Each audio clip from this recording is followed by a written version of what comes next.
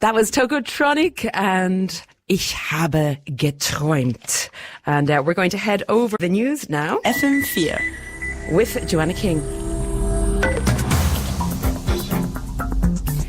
Rescue efforts continue in Tanzania, where over 80 people are confirmed dead and hundreds more feared drowned after a ferry capsized on Lake Victoria.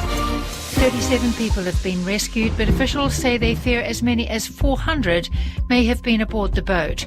Journalist Daniel Kejo said the cause of the disaster is unclear. The theories are many, but none has been confirmed by authorities. We know that because it's a ferry that shuttles people across two islands, it is one that is always very busy. The history of this particular vessel was of poor maintenance and overcrowding. So perhaps that could have been the reason for this accident.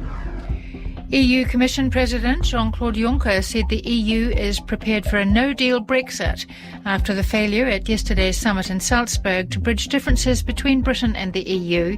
The main sticking points remain the Irish border and the future trade relationship. Austrian Chancellor Sebastian Kurz says talks continue with the hope of resolving those differences. It shouldn't be our goal to reach no deal. I think we have to avoid a hard Brexit. But of course we are prepared to all scenarios, but I think it doesn't make sense to now discuss the no-deal scenario, because I hope that a deal is the more realistic scenario.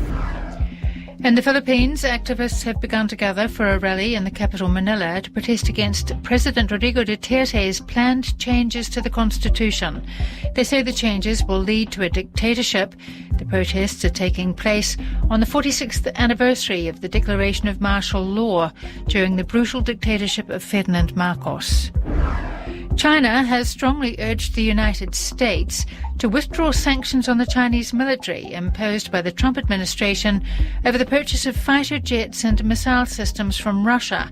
The US says the purchase by China's armed forces contravenes a US sanctions law punishing Russia for meddling in the 2016 US election.